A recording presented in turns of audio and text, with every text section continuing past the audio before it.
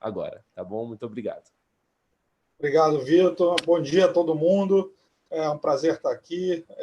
Agradeço o convite de fazer essa moderação. Na verdade, eu estou como um espectador privilegiado aqui nesse painel, no meio de amigos e craques. Obrigado mais uma vez. Obrigado quem está participando. Eu sei que temos hoje vários eventos em paralelo, webinars e tudo, mas esse aqui é bastante especial, dado o contexto que a gente vive. Para quem não me conhece, eu sou professor da Fundação Getúlio Vargas, coordeno o FGVNES, que é o Núcleo de Estudos em Startup, Inovação, Venture Capital e Private Equity da Fundação Getúlio Vargas, como um todo, e sou líder do Núcleo de Investimentos do Instituto Startup, que é uma iniciativa super bacana, multidisciplinar e multi-instituição. Agradeço mais uma vez o convite. Hoje a gente tem aqui o Fábio Pova, do Smart Money Ventures, a Maria Rita Espina Bueno, da Anjos do Brasil, e da MIA, Mulheres Investidoras Anjo. Acho que vai ser legal também dar essa perspectiva bacana para a gente. O João Buzinho, do Tosini Freire, o Carlos Gamboa, da Fisher Venture Builder. Então, é um Venture Builder, vai contar para a gente um pouquinho qual é a diferença, qual é a pegada que vem o Venture Builder agregar a investimento anjo e Venture Capital, e o Gustavo Gerum, da Distrito, que está fazendo um trabalho também super bacana. Pessoal, eu queria pedir para vocês rapidamente se apresentarem, contar um pouco o que é cada uma das empresas de vocês, rapidamente, e como é que é a visão de vocês no contexto das empresas que vocês lideram, das iniciativas que vocês lideram, como é que está sendo visto esse investimento de early stage, dado o contexto que a gente vive. Então, para começar, eu vou passar para a Maria Rita e depois eu vou chamando cada um de vocês para falar rapidamente, para todo mundo conhecê-los melhor e a gente poder dar um início aí a um bate-bola. Vai ser um grande bate-bola aqui entre amigos, então, por favor, Maria Rita, se apresente, conte para a gente quem é a Maria Rita, quem é que a Anjos do Brasil e a MIA tem feito nesse momento. Obrigado. Obrigada, Caio. Obrigada, Edi, pessoal da Tosini, pelo convite. É sempre gostoso a gente poder estar junto, né? A gente brinca que agora nosso mundo mudou, esse mundo de live, é uma coisa entre uma live e outra, entre um webinário, mas eu tenho tido experiências super positivas, tenho certeza que hoje vai ser assim também, que a gente vai poder trocar muito, sempre no sentido de entender o que a gente faz daqui para frente, né, agora, para que a gente consiga ajudar o nosso ecossistema a se tornar cada vez mais maduro, cada vez mais sustentável e ter um resultado cada vez melhor para o desenvolvimento do nosso país. Bom, como o Caio já disse, eu sou a Maria Rita, eu sou diretora executiva na Anjos do Brasil. A Anjos é uma organização sem fins lucrativos de fomento ao investimento anjo para apoio ao empreendedorismo de inovação. A gente atua em 3 verticais, a gente é uma rede de investidores, hoje a maior rede do Brasil, a gente tem mais de 440 membros, depois eu conto muito mais sobre o que está acontecendo na rede, mas a gente atua muito com criação de cultura e conhecimento, investir em startup, estar nesse mundo tem características muito específicas, é importante que todo mundo entenda, e a gente também atua com políticas públicas, porque o governo tem um papel que é extremamente relevante, não só no Brasil, mas no mundo, de apoio a esse tipo de investimento, ao investimento em startups, né? E eu fundei o MIA já faz alguns anos. O MIA é um movimento, ele não é uma rede separada, mas ele é um movimento para trazer mais diversidade para esse ecossistema. Esse ainda é um ecossistema muito de homens brancos de meia idade. Nada contra homens brancos de meia idade, como eu sempre falo, meu marido é um deles, eu adoro todos vocês, mas a gente sabe que inovação e diversidade são 2 conceitos que estão intimamente ligados. Então, é importante que a gente traga mais diversidade, porque o resultado que a gente vai conseguir vai ser muito melhor. Né? Posso só quebrar o protocolo e dar os parabéns para a Maria Rita, porque eu vi semana passada, ela foi indicada ali para o comitê do governo, né, de apoio às startups. Eu fiz a mesma coisa num painel semana passada com o Rafael Braga da FINEP, ele ficou morrendo de vergonha. Então, estou quebrando o protocolo para fazer a mesma coisa aqui também. Parabéns, Maria Rita. Obrigada, eu vou ficar igual ele, morrendo de vergonha, mas é muito bacana, né? Acho que assim, é sempre um desafio conversar com o governo, mas a gente tem feito aí um trabalho constante, e é muito legal ter visto ali que dentro desse comitê a gente tem assim, muita gente diferente, que representa um pouquinho de cada pedaço, e eu espero que a gente possa, com isso, ajudar a ter um ecossistema melhor, mas super obrigada. Vou tentar endereçar super rápido a segunda pergunta do Caio, né, que é o que a gente tem feito aí dentro dessa crise, para que a gente possa fazer mais num esquema bate-bola e não muito só uma pessoa fala, que é muito mais chato, né? Acho que assim, a primeira coisa que a gente fez na crise foi o que todo mundo fez. A gente veio para casa com todo o time. E aí a gente teve um tempo muito de cuidar das pessoas, né? A gente tem um time muito pequeno, mas a gente foi vendo isso, mas não só do nosso time, mas também dos empreendedores que foram investidos ou que estavam captando com a nossa rede, dos investidores. Então, acho que as primeiras 2 semanas aí de quarentena foram semanas de uma adaptação muito grande, né? Para nós, para a rede, para os investidores. A gente escolheu ter um papel um pouco mais de espera nesse tempo, de esperar as coisas acontecerem, do que sair aí tomando muita atitude, fazendo muita ação, né? Mas nesse começo a gente fez aí uma pesquisa, que a gente pode até conversar um pouco mais para frente sobre ela, sobre esse impacto no ecossistema, né? Eu acho que é inegável que essa crise toda vai ter um impacto no ecossistema. O trabalho que a gente tem é para tirar o melhor da crise e não deixar ser só um impacto negativo, mas vai ter sim uma certa dificuldade. E o que é bacana é a gente vendo, né? Acho que aqui em São Paulo a gente já está aí há 4 semanas, né, de quarentena. O que no começo foi um choque muito grande para os investidores e para os empreendedores, acho que tem 2 coisas que me surpreenderam. Primeiro foi a reação dos empreendedores. Assim. Empreendedor startup é um bicho maravilhoso, né? Eles reagiram rápido, procuraram construir planos de contingência muito bons, e a reação dos investidores também foi de muito apoio às startups investidas, né? E o bacana é que agora as coisas estão começando a entrar num ritmo mais constante, né? A gente conseguiu já fazer encontros com os investidores, ter pitch de startup online. Então, eu acho que isso está sendo assim super interessante de ir vendo, né? Acho que esse 1 mês valeu 1 ano para todo mundo. Foram muitos altos e baixos, muita coisa acontecendo, mas eu acho que a gente está num momento assim bastante especial. Ainda tem muito desafio pela frente, mas a gente está conseguindo manter a rede ativa e manter a rede conectada, o que é super positivo. Legal, obrigado, Maria Rita. Vamos falar mais sobre isso. Fábio, conta um pouco quem é o Fábio, o que é a Smart Money. Obviamente, muita gente aqui que está participando já conhece, mas conta um pouquinho para quem não conhece, qual é essa iniciativa Smart Money Ventures, como é que surgiu a ideia. Conta um pouquinho o que você tem visto. Legal. Oi, pessoal. Tudo bem? Prazer estar com tantas caras conhecidas aí.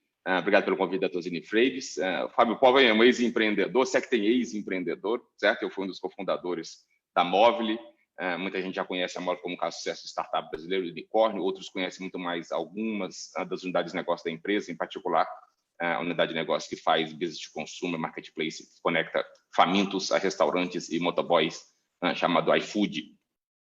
Eu fiquei na empresa por 14 anos, tive um tempo no Vale do Silício e aí voltei em 2015 e tive a oportunidade de fazer a venda da minha participação quando o Jorge Paulo Lema estava entrando com o Nova Capital investindo na empresa, e aí decidi virar investidor anjo. Na verdade, sabia muito o que fazer, muito tempo e capital na mão, queria estar próximo do empreendedorismo, não queria ser empreendedor de novo, e aí ser um investidor anjo e um investidor líder foi um caminho natural. O Smart Money nasceu com isso, somos eu e o César, um colega da Unicamp e meu sócio, a gente lidera rodadas de capital semente, normalmente rodadas de $1 milhão em startups nas áreas de finanças, tecnologia, RH e plataformas de SaaS, B2B e educação. A gente tem 12 startups no portfólio, já investimos cerca de R$20 milhões. Em geral, fazemos de 4 a 5 investimentos por ano. Nessa filosofia de Smart Money, que é o nome do fundo, né, aportando um pouco da experiência, conhecimento, network e rede de contatos para acelerar esse portfólio. A gente faz poucos deals porque tem um engajamento realmente profundo com as startups do portfólio. A gente está navegando nesse cenário Covid, acho que esse é um dos ativos do cenário Covid, quando você tem poucas startups, você consegue analisar mais profundamente, conhecer e aí efetivamente se engajar para tentar ajudar e dar um encaminhamento positivo ao impacto natural que a crise está tendo sobre todo o portfólio. A gente está vendo isso como uma oportunidade, por que pareça, várias startups no nosso portfólio têm um comportamento anticiclo, estão se ajustando e pivotando muito bem. A gente teve uma única startup da área de viagens que teve que tomar medidas mais drásticas para estender o runway, e estamos ainda fazendo investimento, nossa prática de investimento é de rodadas lideradas, né? Então, além da gente garantir a rodada, a gente investir por conta própria, a gente traz outros co-investidores que são da minha rede de contatos, outros investidores anjos, são alunos de um curso de formação de investidores anjos que uma das startups do meu portfólio também tem.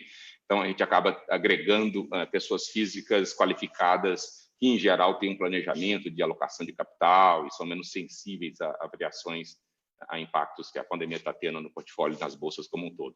Então, a gente está vendo como uma oportunidade, mas olhando e gerenciando muito de perto na célula do Excel as ações que estão sendo tomadas, um cenário de corte de custos, um PIFOs e adaptação ao modelo de negócios, para poder colaborar positivamente com o portfólio e aí seguindo, analisando outras oportunidades nesse novo cenário que muda um pouco valuation, muda um pouco o sarrafo que as startups têm que ter para levantar outras rodadas.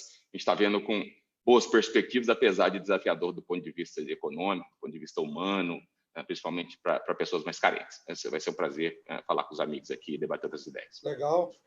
Obrigado, Fábio. Carlos, conta para a gente o que você tem feito e conta um pouquinho da ficha. Legal. Obrigado, Caio. Obrigado ao Tozini e a BO. Passando aqui um pouquinho, né, um pouco de histórico também, eu tenho hoje 2 chapéus aqui, um chapéu de investidor como investidor anjo e um chapéu de empreendedor. Então, um pouquinho de história, assim, bem resumida, né? Eu segui uma vida normal de consultoria, mercado financeiro até 2014. Em 2008, eu fiz meu primeiro investimento anjo e em 2014 eu virei a chave para o mundo digital. Então, era aqueles anos de Dilma, né? Então, eu resolvi ter a minha startup e fazer isso eu mesmo. Então, criei um marketplace e empreendi. Em 2017, eu, junto com os meus sócios na Ficha, vimos um gap aqui, né? Um espaço para a criação de fintechs que atacassem problemas reais, né? Então, não problemas que viriam a ocorrer ou novas necessidades em corporates, empresas, assim a gente criou a Ficha. A Ficha, ela tem um conceito um pouco diferente, esse conceito de venture builder. Você é um misto entre a cabeça de investidor, mas a atuação como co-founder, como empreendedor. Então, todas as empresas, hoje nós temos 4 startups no portfólio, todas elas foram criadas ou pivotadas, tem um caso que é um scale-up dentro da Ficha, e seguem como startups normais, vamos dizer assim, tem rodadas de investimento e tem investidores, e nas quais a Ficha ela nasce como um co-founder, tem uma grande jornada como co-founder, e mais à frente a gente entende que a startup vai tomando um caminho próprio, muito maior do que a própria Ficha, e é onde a gente realiza uma saída. Aí parecido com o ciclo do investimento anjo, né? E, além disso, de lá para cá, hoje eu tenho cerca de 10 empresas onde eu sou investidor anjo também, maior ou menor grau, algumas mais antigas, né? Então mantenho esse lado, essa cabeça, e sou co-founder de uma outra startup. O que aconteceu? Como é que a gente está vendo, né, esse cenário e o que aconteceu na Ficha? A primeira coisa que a gente fez foi o que muitos fizeram, comitê de gestão de crise. Então, início de março, a gente olhou, olha, esse negócio está vindo para ficar e vai ser pior do que a gente planejava, então vamos olhar aqui para startups dentro do portfólio e como é que elas estão. Então, em cada uma dessas startups, existe um sócio, pelo menos, da Ficha que está mais próximo, e a gente entrou para implantar um comitê, né, de gestão de crise. E aqui o nosso papel nesse, que talvez seja um diferencial em relação a outros investidores, como a gente é sócio da startup, né, o nosso objetivo está completamente alinhado aqui com a cabeça de founder, e a gente se aproximou de cada uma delas de uma forma mais intensa, né, deixamos de olhar para novos projetos e entramos para efetivamente ajudar na cogestão desse período conturbado. Por sorte, dentro do nosso portfólio, a grande maioria, né, estava razoavelmente bem resolvida, obviamente com impactos, né, todo mundo apertou o cinto e olhou para a perspectiva futura. A gente tinha uma startup que estava no meio de uma rodada de fundraising, Então, depois até é um caso interessante de abordar e que a gente liderou aqui uma rodada Bridge, né, para alargar o runway dela.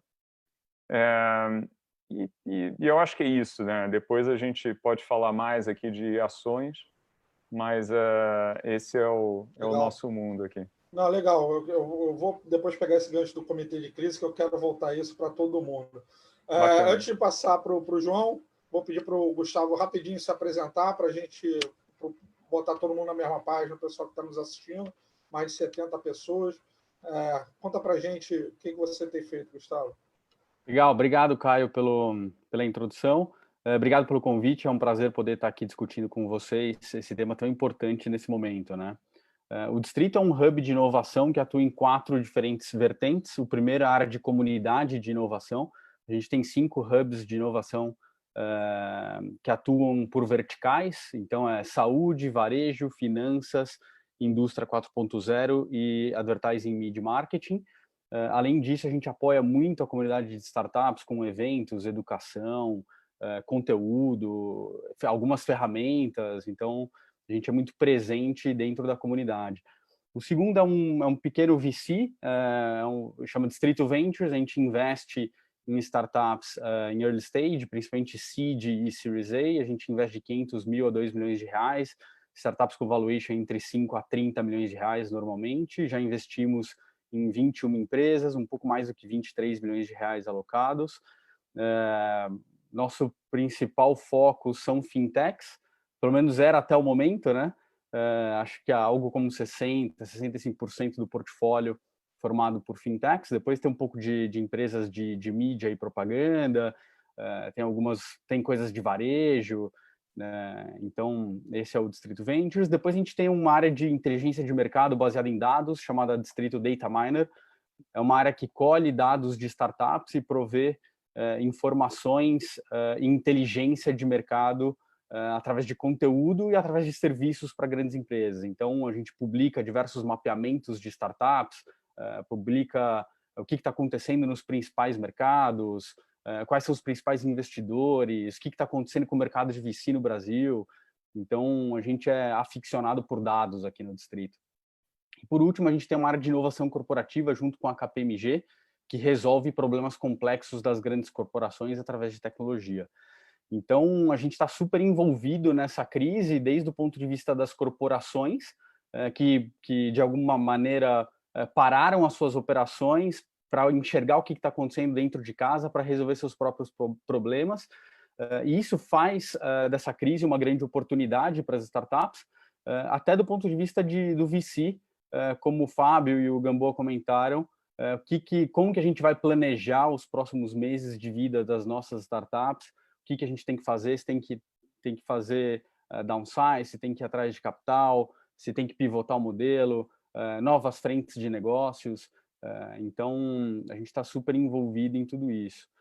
Eu acho que é uma crise que ainda não é possível identificar qual é a profundidade nem a extensão das consequências.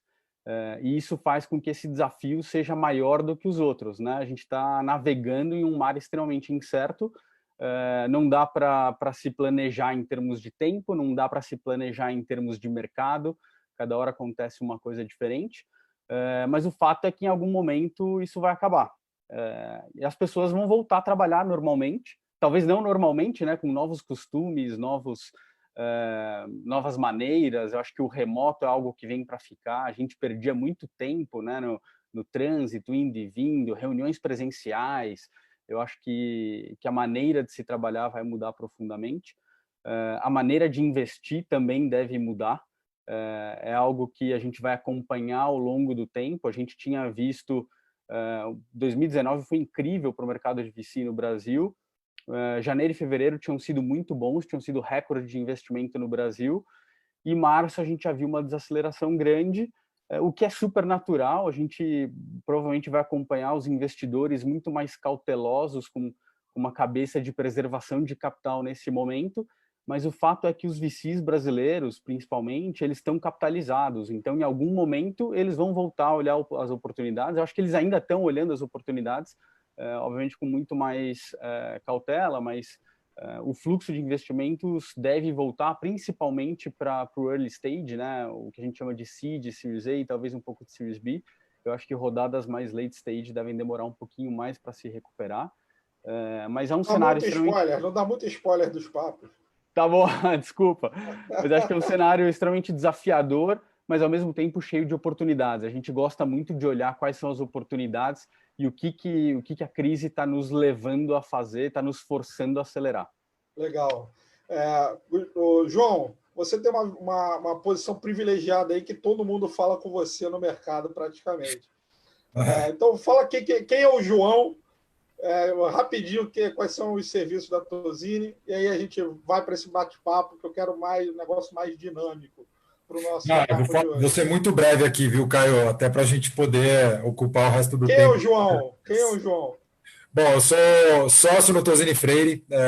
Tozini Freire, acho que grande parte aí da audiência conhece. O escritório, aí um dos principais escritórios de São Paulo, diria até do Brasil, né? Inclusive, a gente é um escritório full service, cerca de 450 advogados. Temos presença aí basicamente em todos os principais centros no Brasil, São Paulo, Rio de Janeiro, Brasília, Porto Alegre, e também temos vamos dizer assim, uma base em Nova York, um one-man show que a gente chama, que é para estar próximo dos nossos clientes estrangeiros. Enfim, eu particularmente sou um sócio da nossa prática de direito societário. Minha especialidade é a M&A, especialmente aí de alternativos. Eu sou head, inclusive a gente criou uma prática específica para atender a parte de alternativos, né, Private Equity Venture Capital, junto com um outro sócio meu, Alexei Bonamin, que é um sócio da área de formação de fundos. A gente tem uma prática, vamos dizer, multidisciplinar que atende todo o espectro aí de alternativos, né, em geral. Então, desde real estate, private equity, venture capital, situações especiais, aí early stage, enfim. E aí, dentro dessa prática, a gente notou que tinha também uma possibilidade de prestar um serviço, vamos dizer, mais qualificado para o outro lado da mesa, quando a gente tem muito o DNA de atender, vamos dizer, os players, que são os investidores, né, desse ecossistema de alternativos, os fundos, investidores institucionais, enfim, fundos de fundos. Então, aí a gente começou a notar, especialmente quando a gente trabalhava para VCs e gestores de private equity, a gente começou a notar que tinha, vamos dizer assim, uma possibilidade de um serviço um pouco mais qualificado e talvez até a gente teria que repensar como é que a gente poderia dar acesso, né, para as empresas investidas. E isso começou lá atrás, quando a gente, inclusive, tinha um outro sócio, acho que vocês todos conhecem, Rodrigo Vieira, no escritório, que explorou esse nicho a gente explorou, e também com uma outra sócia nossa, Marcela. Começamos a olhar a parte aí de inovação, startups, e notamos que a gente tinha, sim, condições de prestar esse serviço e sendo criativo aí em como fazer essa assessoria, né, escolhendo as melhores empresas que a gente entende que teriam um potencial de se tornar unicórnios ou se tornar grandes players aí da indústria, né? Então, para isso, a gente, de certa forma, atuou como um venture capitalist ourselves, né? A gente começou a olhar as principais empresas aí com perspectiva de crescimento, né? Um relacionamento de longo prazo, e aí firmamos parcerias aí no mercado. Obviamente, a gente tem a tecnologia do ponto de vista jurídico para analisar essas empresas, mas ainda, obviamente, a gente precisaria de um parceiro aí para olhar do ponto de vista de negócio mesmo, e com isso a gente fez uma parceria lá atrás com a ACE, né, e para fazer uma espécie de uma curadoria dos melhores negócios aí nesse ecossistema de startups e inovação. Foi um case muito bem sucedido. A gente atende algumas unicórnios hoje, inclusive no escritório. A gente participou de várias rodadas de investimento de algumas. Posso dizer aqui, eu particularmente, com esse meu chapéu de startups de inovação, atendi a Bom para Crédito, que inclusive o Fábio mencionou o investimento da Inova, né? Inova Capital. Uma das rodadas foi feita, inclusive, acho que foi a última ou penúltima rodada, foi feita pela Inova, na Bom para Crédito. Temos também o caso da Decolar, na Despegar, né, fora do Brasil, que a gente participou do IPO. Temos a High Technologies, que a gente fez o investimento pela Monax. Na verdade, a gente trabalhou pela High, né? Mas no investimento pela Monax e Qualcomm, com a flipagem dela para fora, que inclusive é uma empresa que está aí bastante envolvida dentro desse contexto de Covid, aí, por causa do equipamento que eles desenvolveram para teste. Outra empresa interessante também, que a gente assessorou, a Tec Verde, que está construindo o hospital de Mboi-Mirim, que é uma construção modular, né, é uma empresa de construção de casas industriais, e eles foram contratados para construir um hospital de Mboi-Mirim ali, que é aquele que até foi amplamente divulgado, que é uma parceria do Einstein com a Ambev, enfim. E quem está fazendo a construção desse hospital é a Tec Verde, que também é uma empresa que a gente atendeu lá atrás, aí na saída, inclusive, dos fundos. Enfim, aí, só para falar um pouquinho da segunda parte, Caio... rapidinho. Bem rápido. A gente, enfim, como vocês devem imaginar, como você bem mencionou, todo mundo tem falado com a gente tem ficado bastante ocupado, tanto em outras, eu tenho muitos clientes aí da nossa carteira aqui, da parte de investimentos em M&A, que tem demandado muita atenção em outras áreas, especialmente pelos pacotes do governo, aí na parte trabalhista, na parte fiscal, até na parte de contratos em geral, que eles têm nos solicitado alguma assessoria nisso, e também tem, obviamente, na parte de investimento, alguns deles que têm olhado, especialmente, como eu posso dizer, na parte de situações especiais, têm olhado algumas oportunidades, além de outros clientes que estão apoiando empresas ou do seu ecossistema ou do seu portfólio. Legal. Então, acho que basicamente essa tem sido a nossa rotina, cara. Legal, maravilha. Pessoal, agora que a gente, no meu relógio aqui, 25 minutinhos para todo mundo se apresentar e botar todo mundo que nos assiste aí na mesma página. Eu vou fazer perguntas, eu vou pedir para vocês serem bem objetivos, bem rápido. Tem várias perguntas aqui que eu quero jogar e vou interromper vocês para jogar a pergunta para outras pessoas. Vou fazer o papel aqui do chato. Pegando isso tudo que eu escutei até agora, pessoal, eu gostei muito dessa história de comitê de crise. Como é que a gente implanta um comitê de crise numa startup? E aí estamos falando em vários modelos aqui, investimento anjo, seed, venture builder, um quase corporate aí nessa história, um VC early. Como é que a gente faz isso para gerenciar a dor das startups, dos empreendedores nesse momento tão difícil? E aí um pouco o olhar do investidor nesse tempo de crise. Como é que você organiza isso tudo? Eu vou tentar jogar aqui um primeiro ponto de vista, né? Então, no nosso caso, a gente sempre teve uma rotina de contato, né, em maior ou menor grau, com cada co-empreendedor, normalmente o CEO de cada startup. E tem um negócio em startup, né, que quando a gente fala, por exemplo, chairman de startup ou CEO de startup, você está dando um título aí, é um negócio que não existe, né? Então, comitê de crise em startup é mais ou menos a mesma coisa.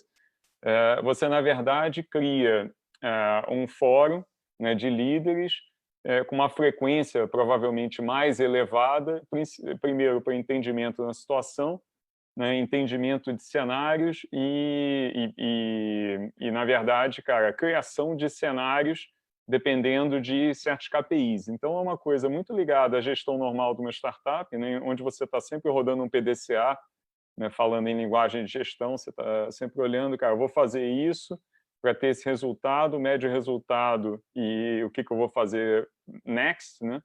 Só que você concentrando isso e olhando, putz, eu estou vivendo agora, como o Jeroen falou, cara, num mundo completamente incerto.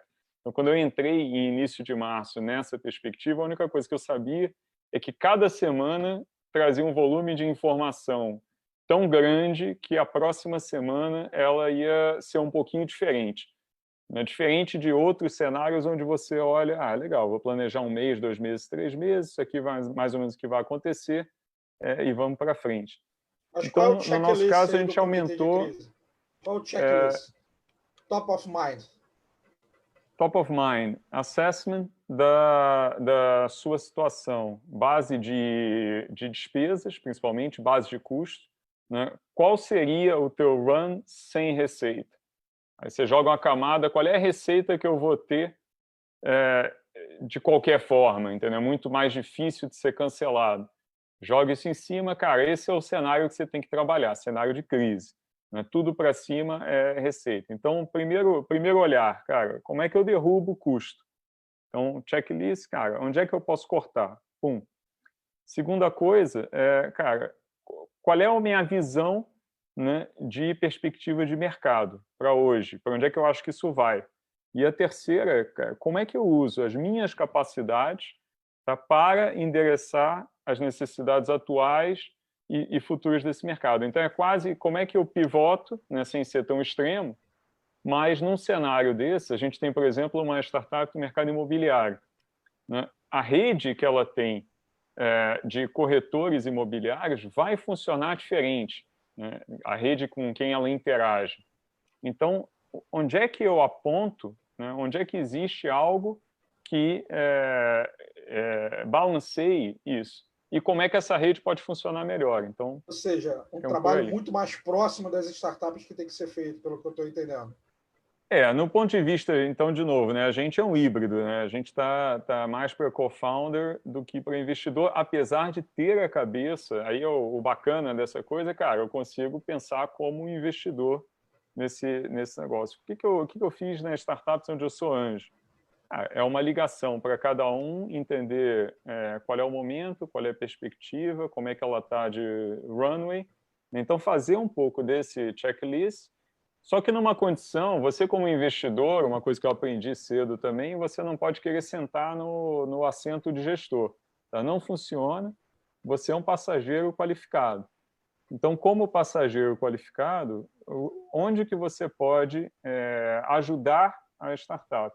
E muitas vezes às vezes como thinking partner, né? E depois tem que sair alguma ação específica, né? Senão vai ser um bate-papo legal, está tudo resolvido, eu vou ajudar numa outra. Então é isso aí que eu quero pegar esse gancho aí. Maria Rita, Fábio, vocês estão vendo, Maria Rita, você está vendo isso na rede da Anjos do Brasil, na MIA, pessoal mais próximo, depois eu quero escutar o Fábio também, como é que ele está agindo nesse momento de crise. Não, muito, e acho que é muito legal isso assim que o Gamboa falou, no sentido de que o investidor anjo, ele não está lá no dia a dia, não é papel dele tomar a decisão. Esse papel dele é agregar muito valor com experiência, né? E muito com esse componente humano aí, de olhar e dizer assim, você tem alguém com quem você pode contar, que eu posso conversar. E aí a gente viu experiências super diversas, né? De empreendedores que infelizmente tiveram que demitir, era o que tinha que fazer para manter, né? Acho que aí é uma coisa até que a gente pode discutir melhor, essa questão desse modo sobrevivência de startup, isso não faz parte do DNA de startup, mas estamos tendo que entrar ali, queria ouvir depois de vocês o que vocês acham, que é uma questão que eu tenho me perguntado muito, mas eu acho que assim, teve um investidor da minha rede que falou, eu tive que ajudar esses empreendedores que precisavam demitir com a experiência, o que é boa prática de demissão, né? Como é que eu ajudo a pessoa a não passar por esse momento tão duro, porque acho que não tem momento mais difícil para quem está numa liderança do que ter que demitir, né? Principalmente quando não era isso que se queria em startups que têm times pequenos. Como é que eu ajudo isso a acontecer? Até uma visão, às vezes, mais ampla de mercado e tudo. Então, assim, eu vi realmente um movimento muito bacana da rede, de ir atrás disso e de ajudar a montar isso, né? Que não é esse comitê de crise formal, com uma lista. E acho que assim, onde eu vi um resultado melhor nas startups foi onde o pessoal conseguiu envolver uma boa parte dos colaboradores, né? Claro que você não vai discutir tudo com todo mundo, óbvio, mas eu acho que um dos grandes diferenciais, né? O nosso jogo é um jogo de gente o tempo todo. Então, é quando o CEO, né, a liderança da startup, os investidores, não ficaram fechados só neles mesmos, mas começaram a compartilhar essas decisões e o que tinha que ser feito e entender a partir do ponto de vista de todo mundo que estava envolvido. Acho que o resultado foi muito mais interessante. Maria Rita, pegando esse gancho aí para o Fábio, é uma coisa que meus alunos já estão cansados de me escutar falar, e você também, que é um people business. Eu também escuto muito você falar isso, outras pessoas. Esse investimento early stage é um people business. E quando a gente fala em corte de custo e etc., vem exatamente, vai contra esse negócio do people business, que é a primeira coisa que vem à cabeça, é corte de pessoas. E aí você trouxe um caso super bacana, Maria Rita, aqui. Muitas vezes o empreendedor não sabe fazer isso, porque exatamente é um empreendedor, não é um empreendedor serial, não tem a experiência aí do Fábio de já ter montado empresa, sua, do Gamboa, etc. E é um cara mais novo, mesmo com mais idade, mas não tem tanto, essa experiência nunca tinha passado. Como é que você está vendo isso, Fábio, nas empresas que você investe, nas discussões que você está tendo? Eu acho que é diferente para cada realidade de startup, né? Dependendo do seu porte. Algumas startups são, no estágio inicial, são 2, 3 founders quando vai para sua casa e só não estão no coworking, certo? Então, a logística, a operação, a infraestrutura, ela é menos crítica, muitas vezes não tem nem rodada ainda de investimento anjo.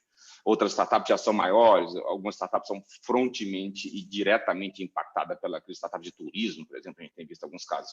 Então, varia enormemente.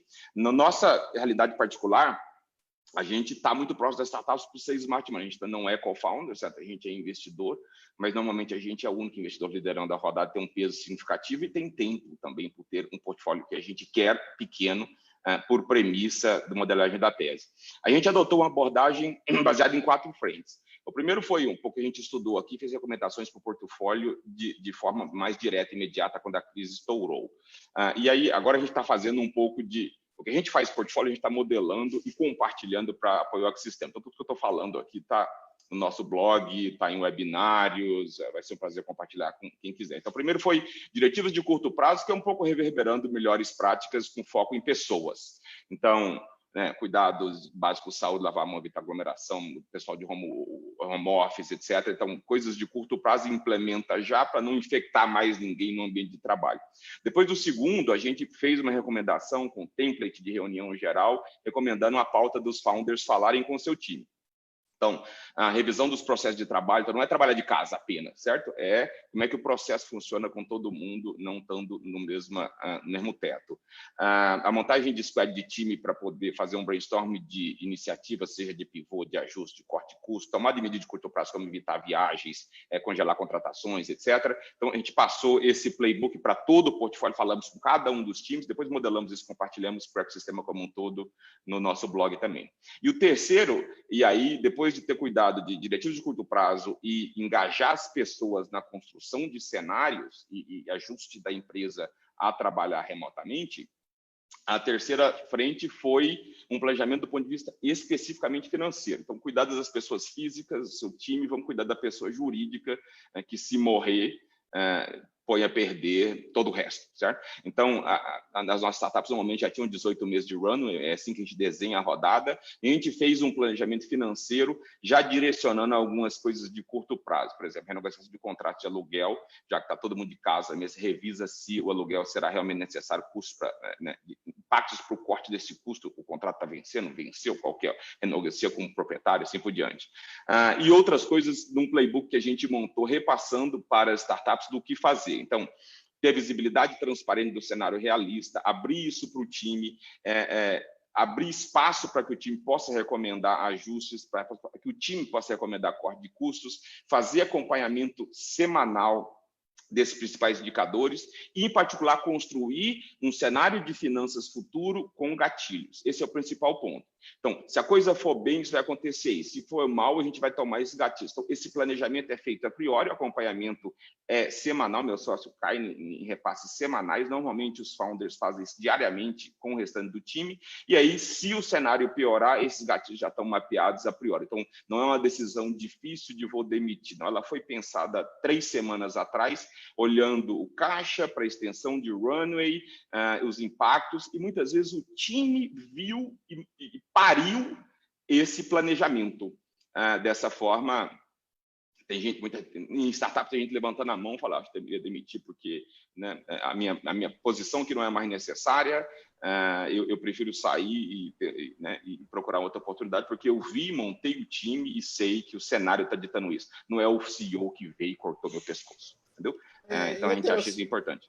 Então, tem 2 coisas que você trouxe aqui que me chamaram bastante atenção. Uma é a história que junta um pouco o que o Carlos falou, essa de cuidar do caixa, né? E aí virou um pouco o mantra das startups, felizmente, de cuidar do caixa, cuidar do runaway. E outra questão é a questão de contratos, né? Então, eu quero escutar um pouquinho do Gustavo, do João, o que eles estão vendo disso, que cuidados jurídicos as empresas têm que tomar, né, nesse contexto de crise para adequar isso. E do Gustavo, eu queria escutar também um pouco como é que ele está vendo esse movimento das startups se readequando para o runaway e como é que ele está percebendo isso. Vai lá, João. Bom, enfim, o que tem acontecido, que a gente tem visto bastante, né, especialmente agora dentro desse mote de reforço de caixa, a gente tem visto muitas empresas de um determinado ecossistema apoiando as empresas das quais elas dependem, né? Então, assim, a gente vê, até foi amplamente divulgado aí o caso do iFood, que acho que serve um pouco de benchmark assim, para outras situações que a gente tem vivenciado dentro do escritório com clientes nossos, que é desses players que dependem, por exemplo, como o iFood depende de restaurantes e etc., esses players ajudando as empresas das quais eles dependem no ecossistema para reforço de caixa, né? Então, tem algumas alternativas que a gente tem estudado, uma delas é pura e simplesmente um mútuo, com algumas carências, etc., obviamente com as limitações para instituição não financeira, né, para poder fazer esses mútuos. Outra situação que a gente tem visto também em algumas outras situações que são empresas que já estavam, vamos dizer, conversando entre si para algum investimento, alguma coisa nessa linha, e pela falta de previsibilidade quanto ao valuation da empresa potencialmente investida, a gente tem estudado soluções alternativas, né, ou fazer uma dívida conversível, que aliás a gente implementou uma semana passada, tem dívida conversível. Outra situação é você fazer um investimento com um earn-out, né, justamente para você não saber exatamente qual que é o valuation, como o Gustavo bem colocou, porque a gente está numa situação totalmente imprevisível, né? A gente não sabe como é que as empresas podem sair dessa crise. Você tem uma situação de contratos que a gente faz com cláusulas que a gente chama de earn-out, né, que basicamente é um preço diferido, você tem uma parcela menor à vista e parcelas que dependem da performance do negócio, né? Então tem um cuidado, inclusive, com o monitoramento desse negócio ao longo do tempo. Obviamente tem um estudo que se faz antes desses investimentos, que é o stress test, que além da due diligence que a gente tem legal, né, agora é uma coisa que a gente tem visto muito, e inclusive a gente participa na parte legal também dos investimentos, que é você analisar quais são os cenários, né, possíveis dentro dessa crise e quais são as situações de estresse, inclusive antecipando eventuais contingências, né? Isso a gente tem ajudado, inclusive, nesse tipo de previsão, nesse tipo de apoio com teses jurídicas, enfim, que tem para a parte trabalhista, a parte fiscal. Então, a gente tem também ajudado nesse estudo. Você acha que os investidores estão mais cuidadosos com isso agora, João? Estão mais cuidadosos, Caio. Eu acho que, assim, o que mudou foi um pouco a rotina, né? Um pouco a dinâmica. Eu acho que foram acoplados alguns cuidados que a gente antes já tinha, mas eu acho que agora a gente começou a dar uma relevância maior para determinados cuidados, né? Então, acho que essa coisa do stress test, por exemplo, é um tipo de análise que já era feito numa auditoria operacional, e isso agora acabou sendo expandido para outras áreas de auditoria, né? Vamos dizer assim. A gente tem um zelo muito maior hoje, por exemplo, em redação de cláusulas, que a gente chama de efeito adverso relevante, né? Essa cláusula passou a ter uma importância muito maior, inclusive quais são os cenários que permitem você abrir um contrato diante dessa cláusula, até para evitar entrar numa situação de simplesmente você colocar lá num contrato que tem eu estou abrindo essa transação saindo dessa transação por causa que isso aqui é uma situação de força maior. Até para evitar judicializar essa discussão, a gente tem construído métricas bastante objetivas para a questão de força maior dentro desse cenário, né? E aí muito consistente com o que a gente faz do que a gente chama de stress test. Outra coisa que a gente tem visto aí na prática dos M&As que a gente teve de assinatura, né, recentemente, em vez de simplesmente uma das partes invocar a força maior, o que a gente tem visto é justamente um esforço para a renegociação das condições daquele contrato, prorrogação de prazo para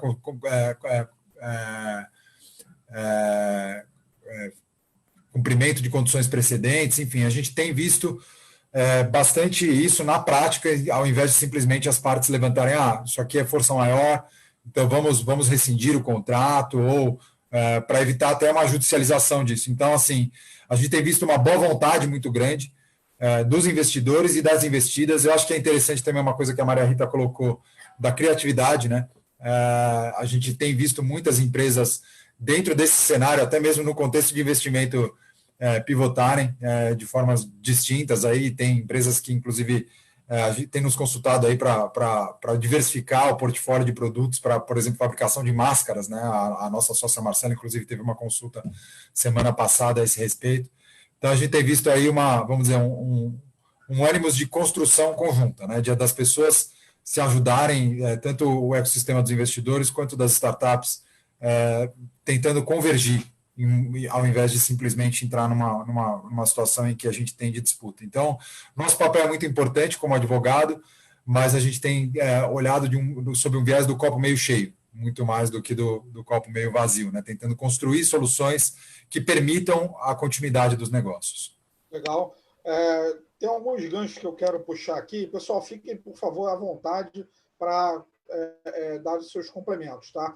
Mas tem alguma coisa que eu quero voltar depois, mas antes eu quero passar para o Gustavo, pegando esse teu gancho, como é que stress test, runaway, como é que isso tem mudado no mapeamento que eles têm feito no mercado, inclusive nas empresas investidas, como é que isso tem mudado recentemente? Eu acho que a gente está num momento que não é hora de ser leniente e nem de ser inconsequente, né? O que isso quer dizer?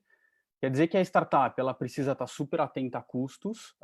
Não dá. O empreendedor, por natureza, ele é um cara super animado, otimista, ele é fazedor, ele quer ir em frente, ele quer manter o time. E esse é um momento de muito cuidado. Então, não dá para ser leniente com a situação, não dá para tem que ser realista e entender que de fato é uma crise super séria e dura. Então, atitudes precisam ser tomadas. A gente tem planejado muito aqui com as nossas investidas, principalmente o que acontece com receita e o que acontece com custos, né? As receitas estão sendo duramente impactadas, né? Quase na maioria dos casos.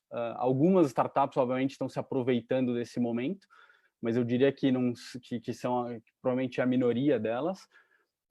Então, o custo precisa ser ajustado à receita para que o runaway não seja impactado por um prazo que vai inviabilizar a startup. E quando eu falo não seja inconsequente também, o que a gente orienta as nossas investidas provavelmente o seu parceiro de hoje ele vai voltar a ser seu parceiro no futuro. Então, precisamos tomar muito cuidado com as renegociações, com a maneira com que os contratos vão ser discutidos. Então, o mercado, ele, como eu disse lá no começo, ele vai voltar, as startups vão, espero que a grande maioria delas sobreviva, e provavelmente eles vão precisar de parceiros, e ninguém quer manchar sua imagem nesse momento. Então, acho que é um momento também de ter esse cuidado com os parceiros e de todo mundo trabalhar em conjunto para encontrar melhores soluções, como o João falou. E pelo que o Fábio, igual o que o Fábio estava falando, o runaway nesse momento é super importante. Então, sempre a conta de custo versus caixa, o empreendedor vai ter que ter uma capacidade de se adaptar ao momento muito grande, né? Olhar novos vetores de receita, novos vetores de valor e adaptar custo. Você acha, e aí a pergunta para você, mas eu queria jogar para todo mundo, você acha que tem muito empreendedor que não estava cuidando desse olhar do runaway com detalhe, com base, com consistência, e agora está sendo pego nesse contrapé dessa crise e realmente está tendo que rever no detalhe e muitas vezes descobrindo que aquele runaway era um runaway não factível mesmo no momento anterior. Você está percebendo isso? Eu acho que o mercado estava muito bom, né, Caio? Ele estava com uma força incrível, tanto do ponto de vista de funding, quanto do ponto de vista de receita, de geração de negócios. Então, o mundo corporativo estava olhando cada vez mais para startups, contratando startups, investindo em startups.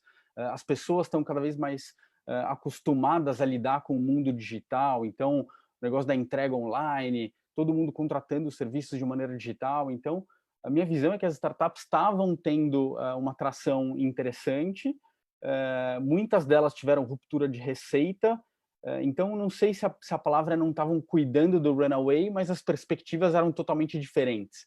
E esse é um momento que ninguém esperava, apesar de ter tido aqui talvez 2, 3 meses onde era possível enxergar que existiria uma crise super séria. Talvez, acho que muitos empreendedores não entenderam o tamanho do impacto e o tamanho do golpe que todo mundo ia levar em termos de isolamento social, em termos de contratação de serviços e tudo mais, né? Ô, Fábio, tem muita startup descobrindo aí que o produto e serviço dela não é tão essencial quanto achava que era. Eu vi uma apresentação sua que você falou que primeiro contato você deixava na caixa de mensagem, depois ia acompanhando os KPIs daquela startup só para depois você tomar uma decisão. Tem muita gente descobrindo que aquele produto ou serviço não é tão bom assim quanto achava que era. No nosso caso, o contexto que eu coloquei lá é porque a gente gosta, sempre que possível, de orientar as startups, né?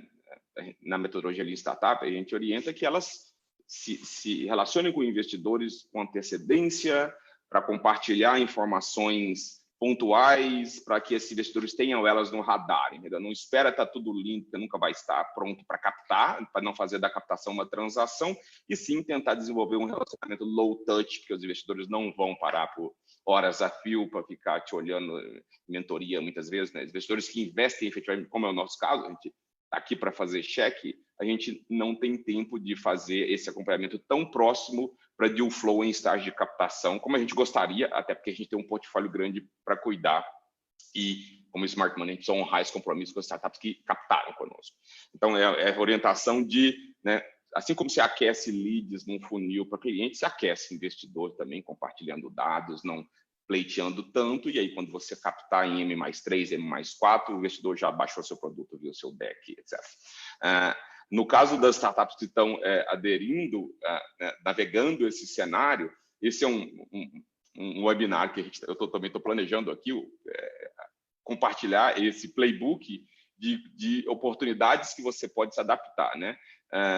Se a startup não navega bem o processo, o founder, a essa altura aqui, certo? Com um mês de pandemia, ele já descobriu, certo? Os bons founders já descobriram o tamanho da trolha, já deve estar sendo sentida muito fortemente. A questão que eu acho que é mais interessante é como é que ele faz do limão a limonada, certo? Como é que a startup não tem força e energia para navegar contra uma maré, né? Marés muito menores matam startups, que dirá uma pandemia em escala global. Então, as startups têm uma vantagem a seu favor, é que elas são, em geral, lean, frugais, né, resilientes, altamente adaptáveis, nem sua grande maioria online e digitais. Então, eles estão num cenário favorável, certo? Quando você olha para outros mundos, né, que empresas aéreas com aviões e custos em dólares e headcount monstro, a startup parece quase um sonho de consumo. Então, a responsabilidade desses founders é se adaptar e navegar essas novas tendências. Então, utilizar fortemente os canais digitais e online, fazer marketing de conteúdo, se posicionar a favor dessa tendência e que produtos e serviços seus resolvem, em particular no curto prazo. Por exemplo, a gente está fechando uma rodada agora na startup de inteligência artificial para recrutamento e seleção, uma rodada significativa. Eles estão apoiando o Einstein na contratação de 1.500 pessoas para o staffing do hospital de campanha do AMB e do Pacaembu. Certo? Então, startup não é de recrutamento de enfermeiros, é de processar currículos, informações online, casamento de hiring profiles, etc, etc. Mas no cenário atual, isso é uma demanda óbvia, né, de hospitais e enfermarias fazendo um ramp-up de contratação. E ela está navegando esse cenário aí. Aliás, o problema dela é não dar conta de falar com tantos diretores de RH de hospital. Então, o grande ponto aí é startups entenderem como surfar a onda de forma favorável, quando tem essa oportunidade, ou puxar o freio e economizar caixa para aguentar a tormenta e sobreviver a médio e longo prazo. Mas, Fábio, aí, para jogar pro... Acho que o Carlos quer falar alguma coisa, mas só uma pitada aqui de pimenta. Será que os investidores, tá? Vocês investidores, não, de uma forma geral, tá? E aí eu estou provocando vocês, não corre o risco de agora ter o viés de confirmação e falar, não, esse negócio que nesse momento é fantástico e não necessariamente é sustentável isso depois do eventual término da crise. Será que os investidores não podem agora estar super otimistas com determinados segmentos e pessimistas com outros? Queria jogar essa bomba aí para você. É super relevante. E você não pode, né, investir para uma startup que só navega uma crise de pandemia, que, por definição, deve durar, né, pouco tempo. Se durar para sempre, não estaremos todos aqui, certo? Então, é meio irrelevante nesse contexto. É uma coisa que a gente olha, nesse caso em particular, a startup já tinha grandes clientes, a Ambev é um grande cliente, né? E empresas de seguros, etc. Mas uma das coisas que a gente investe baseado em tese, né? E quando a gente está olhando novos deals, a gente recebe em torno de 4 a 5 assim, deals que estão no fit, que é o volume de capital, estágio de produto, nicho, etc. A gente está olhando se a startup está indo bem, está querendo captar agora, será que com 4 ou 6 meses, quando e se essa pandemia terá passado, ela continuará navegando e crescendo para montar um grande negócio, ou é só um espirro que navegou bem a onda da pandemia? Isso é super relevante. Legal. Carlos, você queria complementar? Achei bacana o comentário do Fábio sobre essa questão das pessoas. Isso é super importante, né? Eu vejo aqui 2 aspectos, né? Tem a startup que estava no início, são 3 founders, sei lá, meia dúzia de founders. Ela é realmente super lean. O cara vai para casa, deixa de ter qualquer retirada. Cara, é mais fácil de você gerenciar, né? A startup que já estava ali num scale-up, essa é a que sofre mais, que ela não é nem sólida ainda, não tem ainda um stream de receitas bem consolidado, mas já tem um custo que ela tem que gerar. E a gente teve uma experiência muito, muito legal nesse sentido, numa das nossas startups, do envolvimento do time no processo.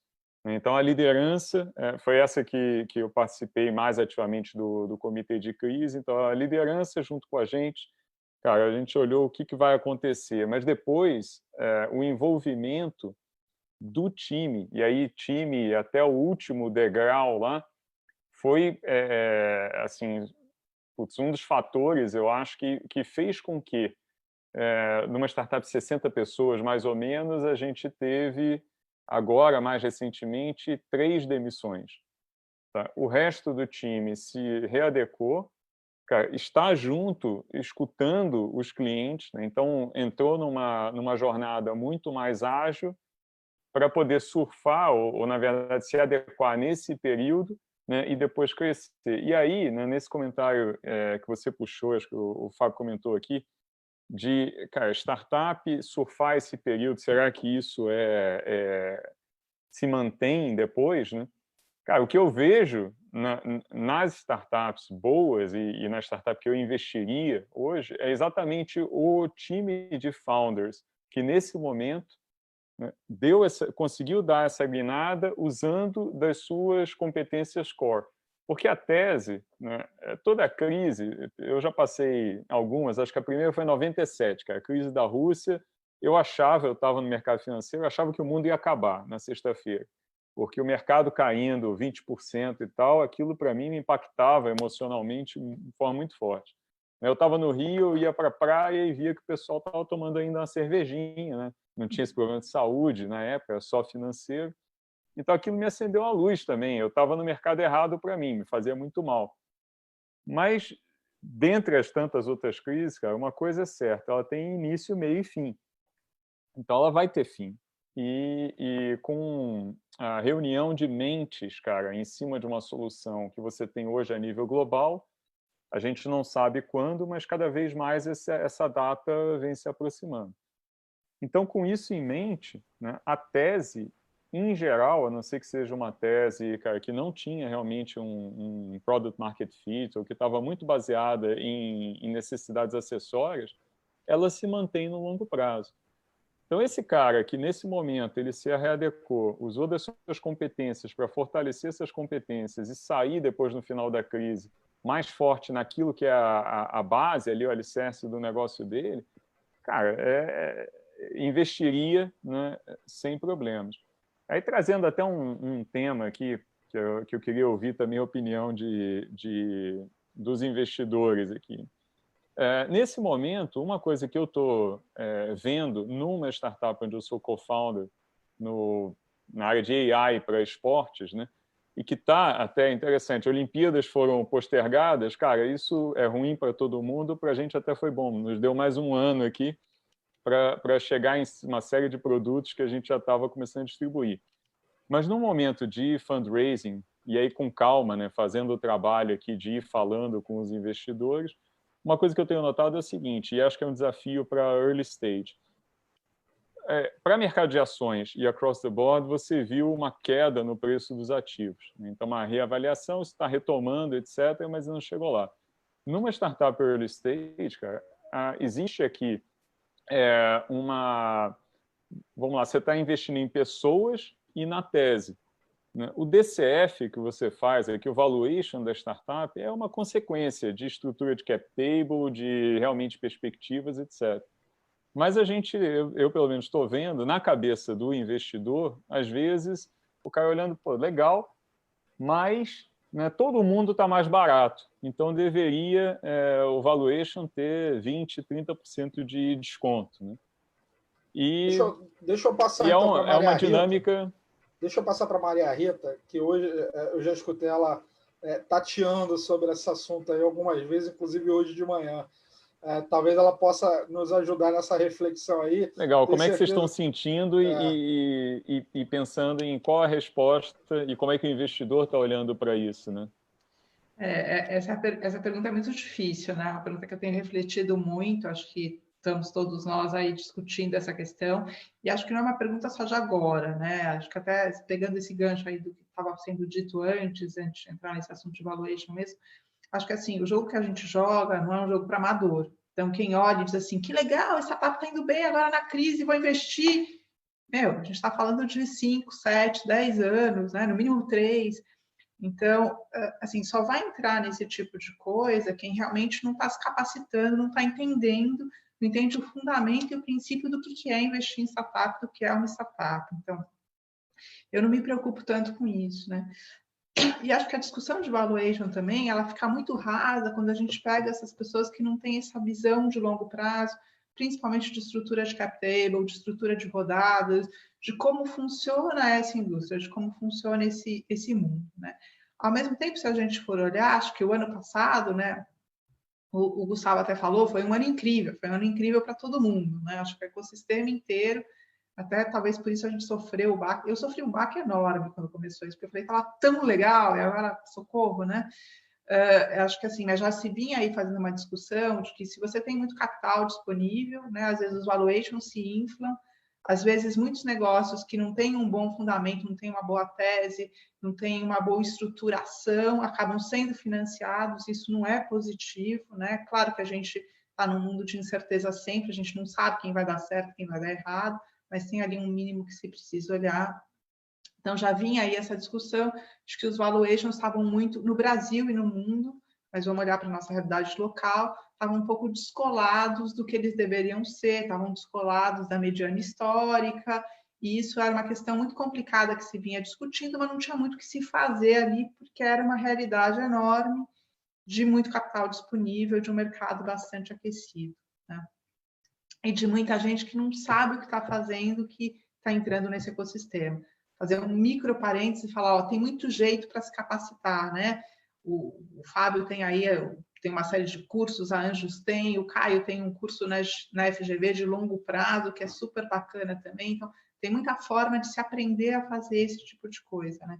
Eu acho que, assim, nesse momento, a gente não pode pegar... Eu acho que vai ter uma queda nos valuations, porque aí tem uma questão de oferta e de mercado, né? O que a gente não pode nunca, como investidor, ter uma posição, assim, oportunista, né? De, vou aproveitar e vou comprar barato. Você compra barato hoje e amanhã não tem quem investe, né? Porque o próximo round não vai dar. E é um casamento, né, Maria Rita? Esse negócio não é um trade, não é mercado de ações onde você vai lá, compra Gol porque caiu demais e daqui a 15 dias você vende, né? É isso que a gente investir tem que em startup é um casamento de longo prazo, né? Acho que a gente tem que cuidar muito desse fundamento, e aí o importante é isso, que quem quer investir esteja junto com quem já sabe investir razoavelmente, né? Acho que nenhum de nós sabe muito bem, mas a gente está todo mundo junto, mas que tem fundamento e que trabalha bem. Acho que a discussão de valuation tem que ser colocada dentro desse ponto de vista. Eu tenho brigado muito com quem simplesmente quer jogar para baixo, eu acho que isso não é saudável para o ecossistema.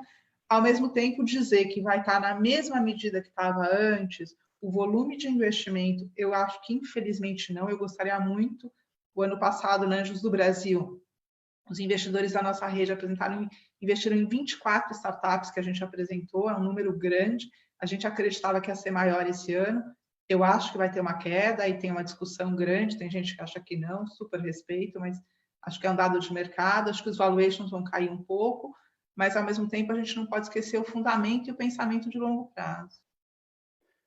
Tem que ser fair, né? Fair. Conta aí, Gustavo, como é que você está vendo? Eu tenho uma visão que eu acho que o investidor que entra nessa classe de ativo, ele é um investidor um pouco mais qualificado, né? Obviamente que você tem muita gente nova buscando entender como que funciona esse mercado e tal, mas em geral o investidor ele vai olhar o retorno ajustado ao risco. Então, quando você tem um risco menor de continuidade da startup, ou seja, quando tem mais dinheiro disponível, quando as startups podem acessar novos fundos, quando o mercado está te levando para cima, você tem um menor risco. E, portanto, o investidor naturalmente aceita um retorno ajustado ao menor risco. Nesse momento, a gente tem um risco maior. Então, é muito natural que o investidor também queira ter um pouquinho mais de expectativa de retorno, dado o risco existente no mercado atual. Então, eu acho que é muito natural que os valuations voltem um pouquinho, né, com relação ao que o mercado vinha praticando, justamente por conta das incertezas. Mas eu concordo 100% com o que a Maria Rita falou. Eu acho que é um business de longo prazo, não adianta investidor entrar nesse mercado acreditando em saída em 2, 3 anos. Pode até acontecer, a gente já teve no passado, mas é muito raro. E agora o risco certamente é bem maior do que a gente estava vendo nos períodos passados, né? Pegando esse gancho aí do risco, e aí aproveitando só essa minha interrupção para falar aí para quem está nos assistindo, pode mandar perguntas e aí no chat, no Q&A, até melhor. Eu vou olhando aqui, vou fazendo. Perguntar para o João, dado o risco, tem estruturas jurídicas que estão sendo mais utilizadas para essa mitigação nesse momento agora do que antes? Como é que está essa transição ou não mudou do ponto de vista de estrutura jurídica para investimento, para esse momento? Tem algum ajuste que está sendo feito? Então, na realidade, é um pouco na linha do que eu falei antes, Caio. Assim, o que a gente tem visto são estruturas que elas já são viáveis, já existiam, a gente já utilizava, mas o que a gente tem visto, inclusive em discussões que já tinham, por exemplo, na mesa de term sheet ou MOU, sobre potenciais investimentos, e aí dentro do que a Maria Rita falou, eu acho que essa questão do valuation, até pela imprevisibilidade, né? A gente não tem como cravar se vai reduzir, se vai aumentar, para que lado vai, né? Então, acho que claro que você tem empresas que elas têm uma tecnologia que vamos dizer, mais resiliente dentro desse contexto de crise, né? Mas o que a gente tem visto, bastante assim, adaptação, a primeira é a questão de como você precifica o negócio, né? Então, acho que essa questão, inclusive, que eu coloquei do earnout, que é preço diferido, para deixar mais aderente ao que é o negócio, é algo que está na mesa. Isso a gente viu, inclusive, dentro de um contexto de transação que a gente tinha iniciado pré-Covid, a gente tinha uma non-binding na mesa, o nosso cliente, a gente isso olhando pela perspectiva do investidor. Nosso cliente remodelou o negócio e criou uma estrutura de earnout. Vai ser um investimento, efetivamente, equity, etc. Só que antes era um pagamento, vamos dizer, à vista, para um investimento, né, uma primária, vamos dizer assim, e agora ele colocou uma modulação aí com algumas métricas de resultado, com a estrutura de warrants, enfim, que a gente fez de bônus de subscrição, inclusive, para poder ver quanto que seria a diluição econômica, né, vamos dizer, quanto que seria o valuation por ação. Então, esse é um mecanismo que a gente utilizou nesse caso específico, e que a gente está vendo diferimento para frente para que tem algumas métricas que a companhia tem que atender à investida, né, que é uma startup, para que o nosso cliente possa fazer investimentos adicionais. Isso é uma coisa que está na mesa em alguns outros casos também, mas acho que esse mais concreto, que agora a gente está seguindo adiante com essa estrutura de earnout, Um outro mecanismo que a gente tem visto muito também na prática é a questão da dívida conversível, justamente por uma questão até de responsabilidade. Tem as parcerias, que acho que também tem cada vez mais se intensificado na nossa rotina, né? Ao invés de você fazer um compromisso um pouco maior, seja de dívida, seja de equity, as empresas têm buscado sinergias, especialmente dentro do campo do que a gente chama de Corporate Venture Capital, né, que é o CVC. A gente tem visto bastante disso, acho que testagem do modelo de negócio da startup através de parcerias, né, e uma espécie de quase um escambo, né, assim, que a gente tem visto também, de troca de produtos, né, para poder fazer quase vamos dizer assim, uma relação simbiótica aí.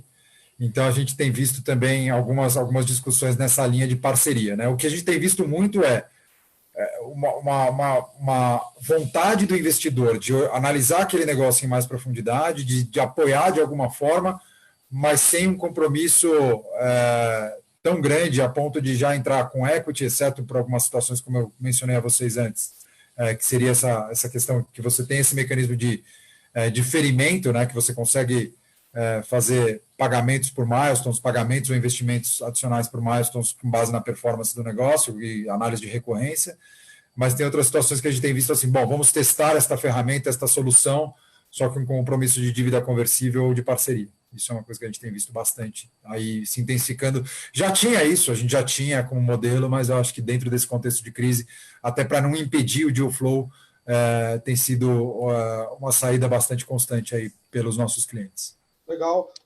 Eu quero perguntar para todo mundo se eles têm visto esses mecanismos, têm usado esses mecanismos, mas tem três perguntas que surgiram dos nossos o pessoal que está acompanhando, que eu quero juntar, mas antes de jogar para vocês o comentário do João, se vocês têm praticado, se é o tipo de instrumento que vocês, ou a rede já usa, os investidores, o pessoal já está bem olhando isso mais no detalhe agora.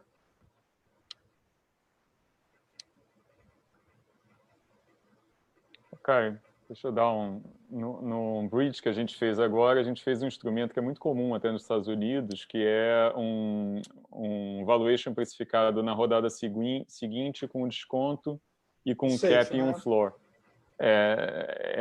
Não é tão padrão aqui no Brasil, é mais comum nos Estados Unidos. Eu acho que é um instrumento que, para esse tipo de contexto, ele é simples o suficiente e endereça aqui um risco maior de valuation, até endereçando algumas das perguntas que apareceram, né?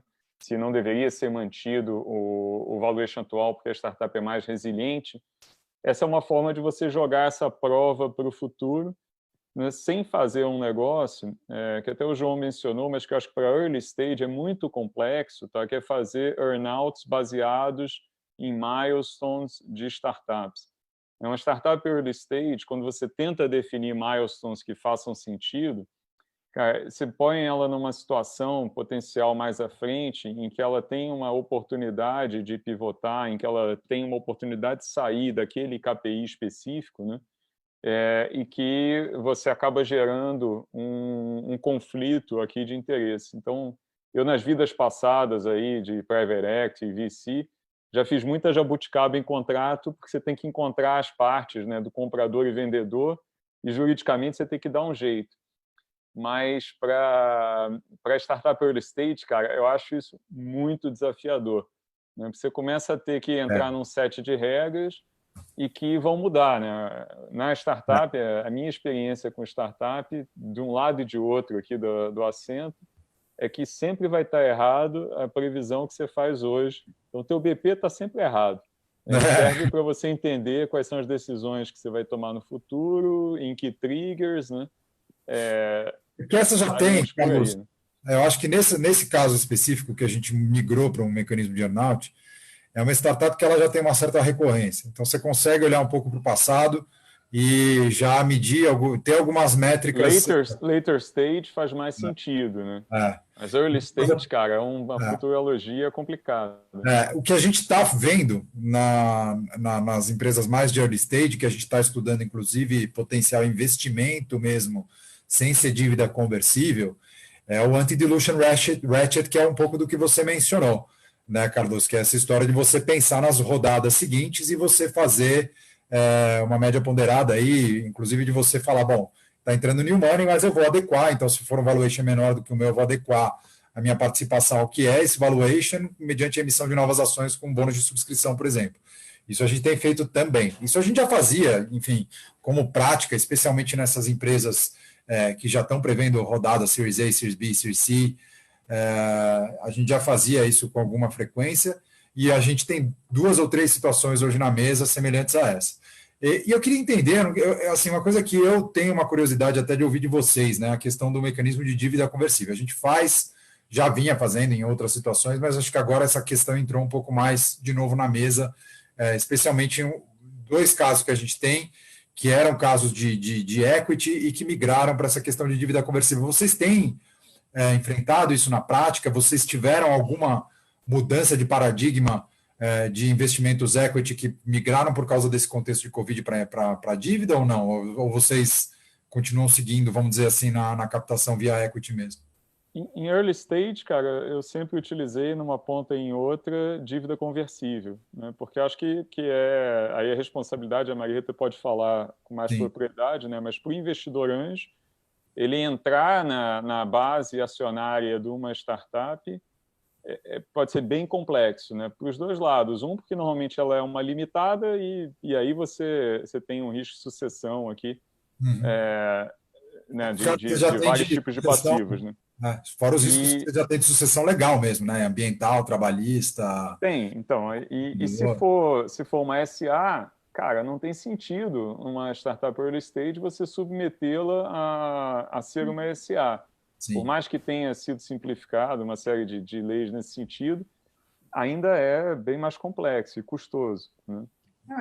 O marco muda, né? Se com o marco legal das startups isso dá uma mudada com aquele... Vamos ver, né? Mas acho que é exatamente isso, assim, é mútuo, é o que se vê, e que, assim, a visão que a gente tem na Anjos é assim, mantenha simples, né? A gente está falando de early stage, mantenha simples, não agrega complexidade demais no momento anjo. É claro que você precisa cuidar ali de direitos de minoritários, você precisa cuidar de uma série de coisas, o apoio de um advogado é fundamental para isso, mas mantenha simples, que o empreendedor e os investidores entendam e estejam muito alinhados, né? Acho que não dá para a gente colocar não dá para a gente agregar muita complexidade, porque aí ao invés de a gente estar ajudando o empreendedor, a gente está atrapalhando, a gente está criando uma dificuldade a mais e a gente ainda não sabe como isso vai rodar. Então, não vejo uma mudança grande nesse momento para o estágio que a gente atua, né? É um estágio ali no começo mesmo, não vejo nenhuma grande diferença e acho que é muito cedo para a gente dizer isso vai mudar ou não vai mudar. Acho que vai ter um cuidado maior dos investidores, sim, para que eles não tenham nenhum outro nível de risco, que acho que ninguém sabe ainda se vai ter, né? O Brasil é aquela tristeza, a gente fala, saiu a lei, mas a gente não sabe se ela vai se manter, não vai se manter, como é que funciona. Então, acho que esse cuidado, mesmo os investidores anjos estão tomando agora nas decisões que as startups acabam tendo que tomar, principalmente quando você pensa na questão trabalhista. Mas não vejo uma mudança maior do que isso. Só fazer um comentário, ninguém nem me chamou para conversa aqui, estou só escutando, aprendendo demais, mas eu queria só fazer um comentário rápido sobre isso, puxar ali o que a Maria Rita falou. Eu acho que é aí que a gente destaca fundamentalmente a importância de discussões como essa, do trabalho como a Anjos faz, de estar ativo na construção do marco para que ele não saia do marco legal, né? Não do marco pessoa, seja ele quem for, mas do marco legal, para que ele não saia como uma letra morta, né? Para que a gente entenda as questões culturais. Eu acho que isso é fundamental para o desenvolvimento mais seguro do ecossistema. Cada investidor tem que estar bem posicionado no momento, entender qual que é o momento dele, entender qual que é o grau de risco que ele assume ao investir naquela startup. Eu já vi muitos investidores early stage, mid stage, não entendendo muito bem qual era o risco de investimento de startup, pedindo um monte de exigências ali que não faziam sentido para aquele momento. Isso, como a Maria Rita diz, prejudica mais do que ajuda, né? E qual que é o trabalho que tem que ser feito nesse sentido? Rapidinho, Caio, já estou terminando, tá? Já estou vendo que ele está me olhando aqui, de cultura, né? De passar a cultura do que é o empreendedorismo da startup, para que a gente entenda que construindo juntos, todos vão ter um pedaço menor de um bolo maior, né? Tem aquele mantra, né? É melhor isso do que eu ter um pedaço maior de um bolo menor. Então, isso só se faz com mudança de cultura. Desculpa, eu só quis fazer um comentário rápido. Eu concordo muito com você, Vitor, e até pego o gancho aqui para a pergunta que surgiu. Startup já tem um valuation, isso que veio uma pergunta para cá, falando que a startup já tem um valuation que é difícil, varia muito, momento de epidemia varia mais ainda. Me parece que é um pouco dessa questão cultural de aprendizado de quem tem interesse em investir, que isso é um negócio de longo prazo, né? E não é a variação de mercado financeiro que muda, se não muda fundamentos de longo prazo, que é um pouco o que o Carlos está falando, essa questão da cultura. Alguém quer comentar um pouco sobre essa questão de curto prazo versus longo prazo nessa história de investimento de startup?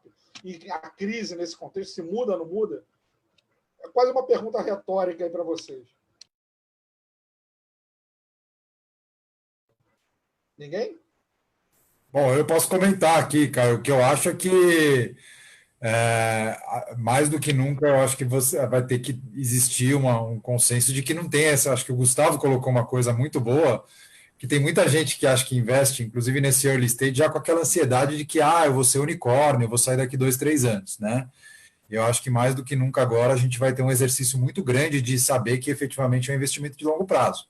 Eu acho que agora vai ter uma necessidade de avaliação dessa recorrência aí com um espectro de tempo ainda maior, né? Eu acho que a gente tem que pensar quase como um leap year, né? Assim, esse ano de agora, embora a gente não deixe de fazer, continuar aí nos investimentos, etc., não deixe de continuar com a atividade, mas eu acho que as pessoas têm que compreender que já tem um ano de desconto, então, que é um ano já bastante difícil de transição. Então, eu acho que, assim, tem que ter uma compreensão e uma administração dessa expectativa, que eu acho que as coisas agora tendem a entrar num eixo aí de efetivamente você ter um pouco mais de tolerância aí com resultados das empresas, entender que elas vão passar por vales, né? Então, acho que ainda a gente tem um ecossistema, ainda é muito bom, eu acho que, mas a gente não tem tantos investidores anjo com nível de qualificação desse público que a gente tem aqui, o investidor anjo ou o investidor aí já também no estágio de VC. Então, você tem muito, entre aspas, aventureiro ainda no Brasil que entra com essa expectativa de um retorno aí no curto prazo. Então, acho que agora a realidade, você passa a ter uma necessidade muito maior de apuro técnico para saber o que você está fazendo como investidor. Então, você tem que ser efetivamente um player e não simplesmente uma pessoa que está lá com uma expectativa imediata ou com médio prazo aí de retorno. E assim, só repetindo uma coisa que eu já falei ontem, que você me ouviu falar, né? Citando aquela frase famosa, né? É muito difícil fazer previsões, em especial sobre o futuro. Acho que tem muita gente aí discutindo questões que, na verdade, não seria o momento, né? Primeiro, vai ter um novo normal, não vai ter um novo normal, a gente falta tudo igual, falta tudo diferente. Acho que ninguém sabe isso hoje. O que é importante é a gente saber, assim, se a gente faz bem, a gente tem que continuar fazendo bem, tem que focar no fundamento. Eu não acho que isso mudou nessa crise. Talvez mude totalmente a forma que a gente investe. Eu, sinceramente, duvido, né? Acho que a gente está passando por mais uma crise, mais uma dificuldade. Não é a primeira, talvez seja uma das grandes primeiras para esse mercado de investimento early stage mais estruturado no Brasil, né? A gente está aqui há menos tempo do que as grandes crises, não pegamos isso. Mas, assim, tem que olhar o fundamento, tem que olhar o que a gente está fazendo. Isso não mudou nada. Se a gente pensar que mudou, eu vou transformar tudo, porque eu estou há uma semana de quarentena sem ainda poder avaliar qual vai ser o impacto total disso, tanto na nossa atividade quanto na atividade das startups, eu acho que isso é uma coisa assim muito arriscada e quase insana, eu me arrisco a dizer. Não dá para dizer, vai continuar tudo igual ou vai mudar tudo. A gente precisa ir observando e, mais do que tudo, fazer o papel que a gente faz, que é esse papel de apoio ao empreendedorismo de inovação, esse papel de ter uma visão de longo prazo, uma visão bem estruturada. O Warren Buffett tem uma frase que eu acho ótima, que quando a maré baixa que a gente descobre quem estava nu. Então, acho que é um momento para acontecer isso. Gustavo, eu vou passar para você, a gente falta 1 minuto para 12:30, então eu vou pedir para você fazer suas considerações, aproveitar o gancho, fazer as suas considerações. Vou pedir a cada um de vocês para fazer as suas considerações finais, para a gente terminar aí no horário programado 12:30. Legal, obrigado. Eu acho que essa questão de curto versus longo, eu concordo com a Maria Rita, os fundamentos vão ser muito semelhantes, a maneira de investir vai ser muito semelhante. O que provavelmente, na minha opinião, vai mudar são os mercados. O comportamento das pessoas provavelmente vai mudar, o comportamento das empresas provavelmente vai mudar. O que vai mudar, impossível saber. A economia compartilhada, que era algo que todo mundo acreditava muito, todo mundo apostava muito, certamente vai mudar. Mobilidade vai mudar. Então, acho que nós, como investidores, nós temos o papel de tentar estressar um pouco quais são as possíveis mudanças, onde estão as oportunidades, onde tem mais risco, onde deve ter ruptura, onde que não deve ter. Talvez esse seja o nosso papel de tentar entender, não no papel de fazer futurologia, mas tentar identificar quais são as melhores possibilidades, né? Onde estão as melhores oportunidades. A crise vai passar, os investidores vão ficar, tem dinheiro disponível no mercado, acho que não é momento para desespero, né? Tem muita gente desesperada, acabou o investimento. Não acabou o investimento, obviamente os investidores vão ser um pouco mais seletivos, um pouco mais cautelosos, mas tem muita gente boa que continua buscando oportunidades no mercado. Então, um recado aqui para as startups busquem construir esse relacionamento, como o Fábio comentou, e o mercado ele vai se ajustando aos poucos, tem que ter um pouquinho de paciência, um pouquinho de cautela nesse momento. Legal. Carlos, 30 segundinhos para sua mensagem final aí para a galera. Eu boto o João por último aí para fechar a live. Por favor. Cara, eu vou passar uma mensagem de otimismo também. Cara, eu acho que é uma corrida de longo prazo, é uma maratona. Então, se você está hoje numa situação de fluxo de caixa apertado, tente correr por uma solução, corra atrás de um bridge, fale com os seus investidores, se tiver a sorte de ter uma base boa de investidores, eles estão aí para te ajudar. Tá? Construa esse bridge e vá construindo, se não fez até agora, né, esse relacionamento com investidores em geral. Quando a gente chegar no final do ano, se você construiu bem essa ponte, você chega do outro lado. Né? E reflita também, às vezes, né, se não é o momento, dependendo do estágio onde você está, de dar uma parada, tá? Construir um pouco mais o teu perfil, outras ferramentas, e depois retornar ao teu investimento. Né? Principalmente se estiver num super early stage, também não adianta malhar o ferro frio. Então, acho que seja muito realista nesse momento, sem perder o seu sonho. Bacana, Fábio.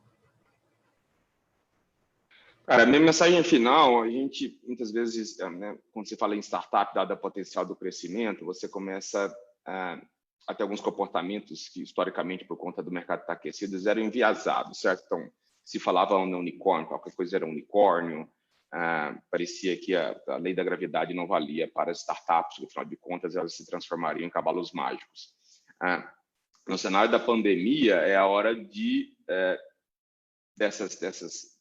muitos founders são founders de primeira viagem, são relativamente inexperientes, a maior parte dos founders dos cenários brasileiros são inexperientes. É a hora desses caras realmente crescerem como gestores, como executivos, né? Menos PPT, menos WhatsApp, menos palco, né? Até porque ninguém está podendo sair de casa, e mais planilha, mais Excel, certo? Mais gestão de caixa, mais sobrevivência. E essa sobrevivência vai ter que existir com corte de custos, mas também com foco no cliente. Nenhum investidor vai cobrir buraco de caixa em startup, certo? Muitas vezes no Brasil isso é pouco feito para crescimento, é muito pouco provável que isso seja feito para sobrevivência. Talvez, por exceção, aquelas startups já captaram, o investidor acha que tem perspectiva e não quer deixar morrer pelo caixa. É a exceção da exceção da exceção. Então, nesse momento, minha mensagem aos founders seja: vamos virar gestor, vamos estar próximos dos clientes, vamos entender alavancas de crescimento para subsistência, corte de custo e aumento de receita, navegando o cenário atual. Sejam bem-vindos ao novo mundo. Legal. Maria Rita, 30 segundinhos. para a gente não estourar o tempo. Acho que é isso que todo mundo falou, e acho que a primeira coisa é fiquem bem, fiquem saudáveis, cuidem-se, cuidem das pessoas que estão perto de vocês, e acho que é um momento de muita reflexão e de muita realidade e de muita ação também, né? Acho que a gente tem o privilégio de estar num dos ambientes talvez mais colaborativos de todas as indústrias que eu conheço, então peça ajuda, né? Colabore, ajude, seja ajudado, e eu acho que com isso a gente vai chegar todo mundo juntos lá do outro lado do rio, porque existe um outro lado do rio, e a gente vai conseguir ter um ecossistema ainda melhor, mais forte. Legal. Vitor, antes de eu passar para o João, você quer 20 segundinhos? 20 segundos, contando. Não, só agradecer a presença de todo mundo aqui, agradecer ali também em nome do escritório, eu vou deixar o João encerrar pelo escritório daqui a pouco. Então, só agradecer mesmo, deixar uma mensagem otimista. Alguém pediu aqui para a gente deixar uma mensagem otimista. Vai passar a crise. Daqui a pouco a gente já vai estar se encontrando pessoalmente de novo, vendo muitos deals acontecerem, o ecossistema de startups crescendo como merece e aproveitando as startups no seu maior potencial, né? Quer inovar, quer botar a economia para frente. Eu acho que é o momento de a gente pensar em colaboração, em parceria, em como que grandes empresas e startups podem conversar e conduzir seus negócios em parceria para todos passarem da crise com menores danos, né? Então é esse o recado de otimismo que eu deixo aqui. Agradeço a presença de todo mundo, agradeço ao 2O pela oportunidade. Vou passar para o João, só antes de lembrar todo mundo que está nos assistindo que a gravação vai estar disponível lá no site do Instituto de Startup para exatamente compartilhar um conteúdo super bacana. João, por favor, o encerramento é seu. Mais uma vez, obrigado aí pelo convite. Por favor, as suas palavras finais aí. 30 segundinhos. Obrigado vocês, pessoal, aí pela disponibilidade. Queria agradecer aí a todos os panelistas, queria agradecer a audiência também. Vai estar disponível também na nossa página, tem no Facebook, que está sendo gravado, inclusive está sendo stream pelo Facebook também, quem quiser depois pode acessar. Eu acho que uma mensagem de otimismo, deixar um pouquinho também aqui a minha palavra, é que eu acho que, de fato, como todos disseram, né, vai passar, a gente vai sair disso, e eu entendo, minha visão é que vai mudar, mas eu acho que todo mundo vai sair muito mais forte, muito mais amadurecido dessa situação toda. E mesmo durante a crise as coisas não vão parar, porque eu acho que, inclusive, a gente tem essa beleza hoje de poder fazer muita coisa remotamente, né, eu acho que esse talvez seja um dos maiores legados, né, tornar um pouco os processos, de certa forma, até mais eficientes. Então, eu acho que a gente vai passar por uma mudança profunda, mas eu acho que o balanço, o saldo disso tudo vai ser muito mais positivo. Eu acho que a gente vai ter, de fato, bons negócios vão sobreviver, independente deles serem setores que são resilientes a essa crise ou não. Sendo bons negócios vão sobreviver. Então, acho que, de fato, essa é a mensagem que eu tenho. Eu acho que nada vai parar, não é o fim do mundo, como disse a Maria Rita, que a gente siga dentro de uma normalidade possível, todo mundo se ajudando e compreendendo o momento. Eu acho que é isso que a gente tem visto bastante. Então, essa é a minha mensagem. Queria de novo agradecer todo mundo pela colaboração. Enfim, foi um prazer enorme aí fazer esse evento com todos. Valeu, pessoal. Mais uma vez, obrigado. Um grande abraço a todo mundo. Espero estar com você novamente muito em breve, pessoalmente. Um grande abraço. Obrigado a todo mundo que ficou até agora. Valeu, galera. Um abraço a todos. Tudo de bom.